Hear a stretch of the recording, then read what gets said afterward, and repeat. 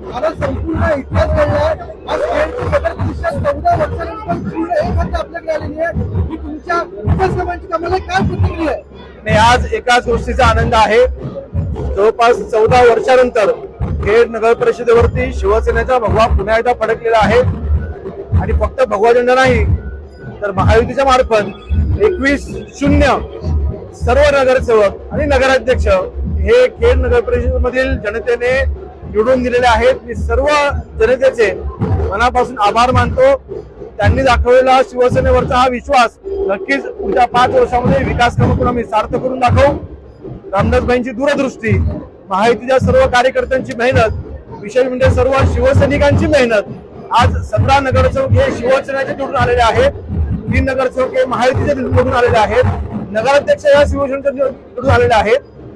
14 वर्षानंतर सामान्य रामदासभाई ज्या वेळेला खेड मतदारसंघाचं नेतृत्व करत होते त्यावेळेला 100% शिवसेनेच्या बाजूने निकाल लागायचा, युद्ध बाजूने निकाल लागायचा. त्याची पुनरावृत्ती आज पुन्हा खेडमध्ये होताना पाहायला मिळते. यातून एकच सिद्ध होतं, खेड हा शिवसेनेचा बालेकिल्ला होता, आजही आहे आणि उद्याही राहील.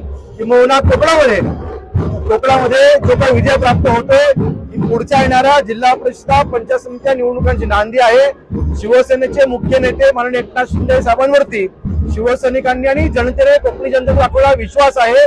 मी हेच म्हणेन, येणाऱ्या मुंबईच्या महानगरपालिकांच्या निवडणुकांची विजयाची नांदी ही कोकणात सुरू झालेली आहे आणि त्याचा पुनरावृत्ती नक्कीच मुंबईच्या विजयामध्ये आपल्याला दिसेल. दादा, खेड नाही तर दापोली आणि चिपळूणमध्ये पण शिवसेनेचा भगवा फडकताना पाहायला मिळतोय, त्यावर काय प्रतिक्रिया? रत्नागिरी जिल्ह्यामधील खेड असेल, चिपळूण असेल, रत्नागिरी असेल, हे शिवसेनेचे बालेकिल्ले पुन्हा एकदा शिवसेनेनं काबीज केलेले आहेत.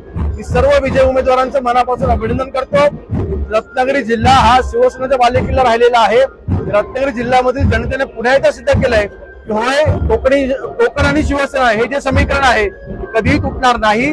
वंदनीय हिंदू सम्राट शिवसेना म्हणून बाळासाहेब ठाकरे यांच्या विचारांना चालणारा शिवसैनिक जो कोकणामधला आहे, जो मुंबईत आहे, येणाऱ्या मुंबईच्या महानगरपालिकांच्या निवडणुकीमध्ये देखील नक्कीच ह्याची पुनरावृत्ती करून दाखवेल.